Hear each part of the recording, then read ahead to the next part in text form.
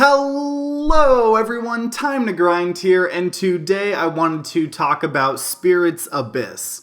And Spirit's Abyss is a hidden gem of a roguelite. It's similar to Spelunky with a more of like an arcadey and combat-oriented feel, along with a lot darker of a tone, and it has a ridiculous amount of content in it.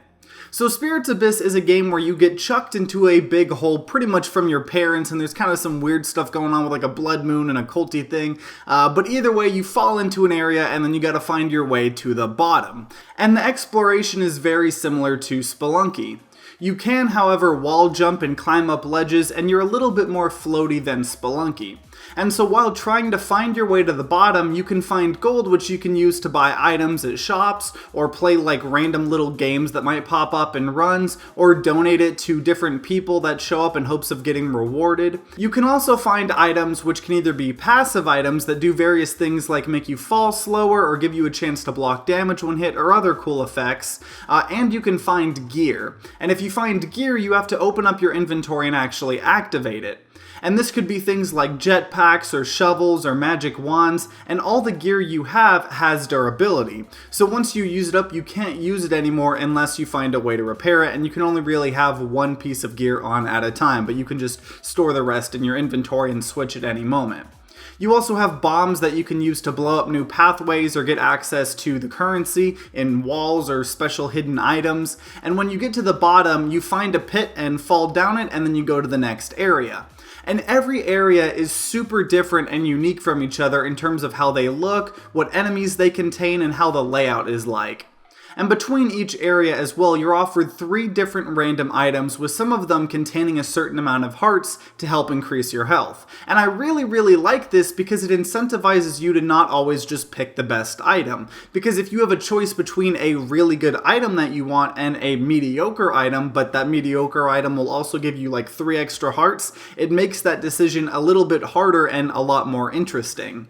And also, as you keep going through the different areas, sometimes you'll go to a special level, which could be things like a black market, or like a mushroom dude giving you a free item, or locked pathways that you'll need to do special things to open, or a ton of other unique things that just help keep the game fresh. And talking about those locked paths, when you open them, you actually just open them up and unlock for all your future runs entirely new type of areas to go through. So, you know, there's more like alternate levels that you can see and play through, and they're all, you know, super cool. And so you keep going down levels, and depending on what game mode you might be in, you could go through like 4 or 8 or 12 of the areas before fighting a boss.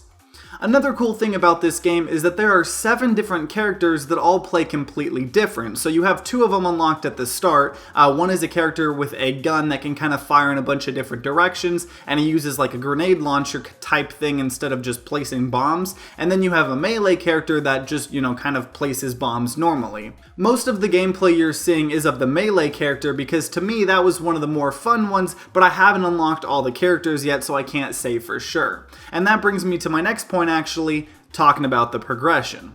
And the progression in this game is fantastic. You obviously have the 5 secret characters that you have to unlock, you know, doing different things in the world. And you also have those alternate levels that you unlock doing different things when you find those like different locked paths as the unique areas between the levels.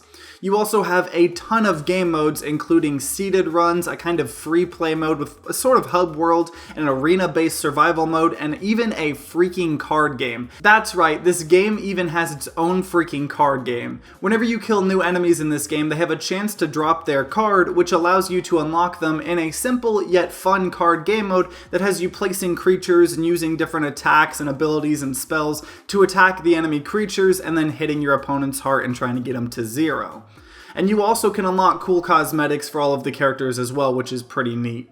So the game has a ridiculous amount of content, and because it's all unlocked by doing different secrets in the game instead of just doing something boring like having an XP bar that gets you new unlocks, it makes the world and all of the areas you play in feel dynamic, and it makes it really feel like there's constant new secrets to uncover and unlock, and a lot of games have a really hard time pulling that off, but Spirit's Abyss does it flawlessly. And at first I was honestly put off a little bit by the art style. You know, normally I love pixel art, but it was just, this is almost a little bit rougher and a little bit more like retro looking, but it kind of grew on me. And it really helps that all the different levels are drastically different visually, and all of the enemies do look very different from each other, so you're never frustrated because you thought one enemy was another. You know, sometimes the items can look kind of similar to each other, but every time you get an item, it tells you exactly what it is, and you can always look in your inventory, so that kind of solves, you know, that issue a little bit. The soundtrack is pretty solid as well, and it goes along with the kind of retro style the game has going for it. And the game even has a same-screen local co-op, which I could see being a ton of fun, but unfortunately I was not able to try this out. So overall, I really feel like Spirits Abyss is a hidden gem of a game. It takes a ton of inspiration from Spelunky, but really makes itself stand out with the amount of progression and secrets to unlock, and just how solid the gameplay is in itself.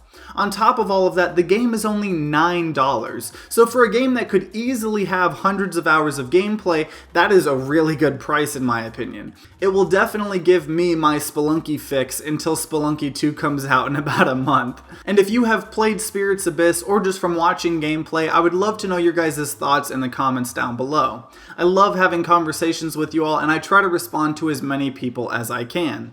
And if you enjoyed this video, then consider leaving a like down below and subscribing to see more game reviews. I make 2 to 3 game reviews a week on a wide variety of games, but roguelites are easily one of my favorite genres of games to play, so if you want to see more reviews of future roguelites, including Spelunky 2 when it comes out on PC, definitely subscribe to see those in the future. And also, if you can't get enough of me, you can check out my podcast Media Crash, where every week we talk about a different genre of video games or TV or movies, and just, you know, kind of nerd out about them.